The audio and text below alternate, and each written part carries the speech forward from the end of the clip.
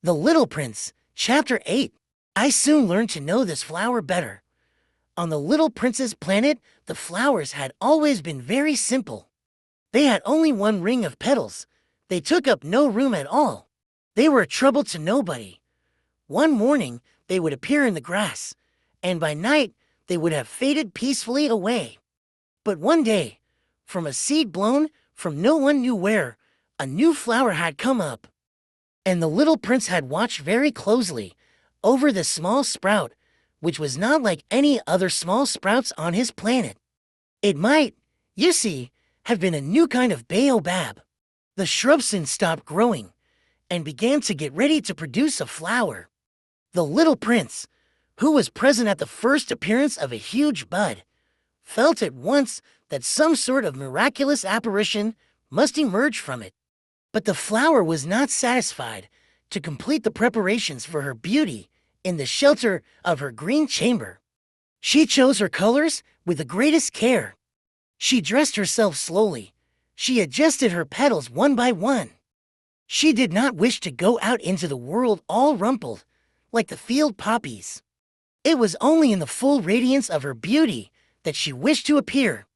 Oh, yes, she was a coquettish creature, and her mysterious adornment lasted for days and days. Then one morning, exactly at sunrise, she suddenly showed herself.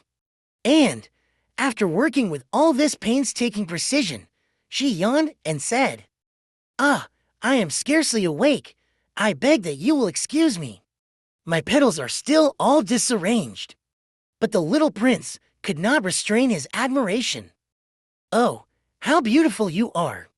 "Am I not?" the flower responded sweetly. "And I was born at the same moment as the sun."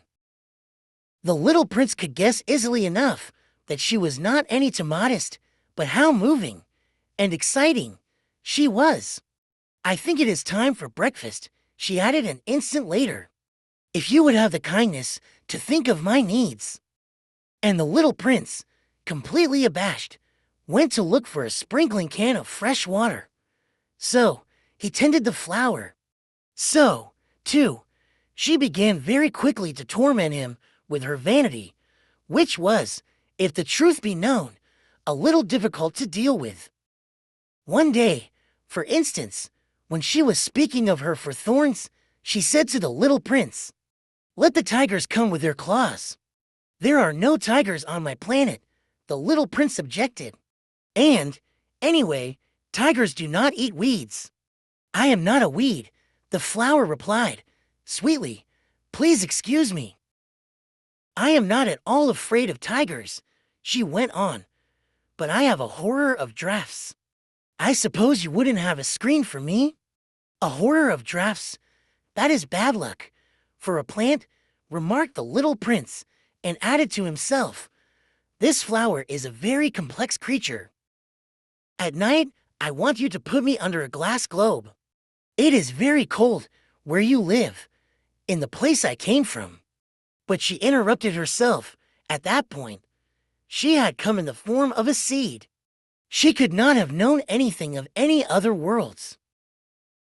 Embarrassed over having let herself be caught on the verge of such a naive untruth, she coughed to her 3 times in order to put the little prince in the wrong. "The screen. I was just going to look for it when you spoke to me." Then she forced her cough a little more so that he should suffer from remorse just the same. So the little prince, in spite of all the goodwill that was inseparable from his love, had soon come to doubt her.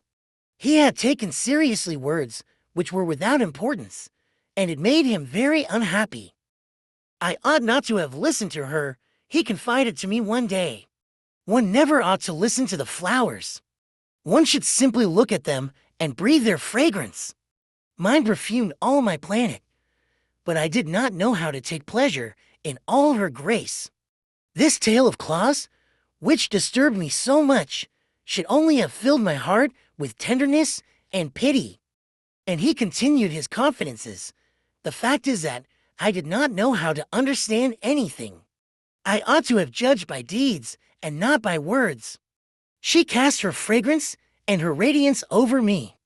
I ought never to have run away from her. I ought to have guessed all the affection that lay behind her poor little stratagems. Flowers are so inconsistent, but I was too young to know how to love her.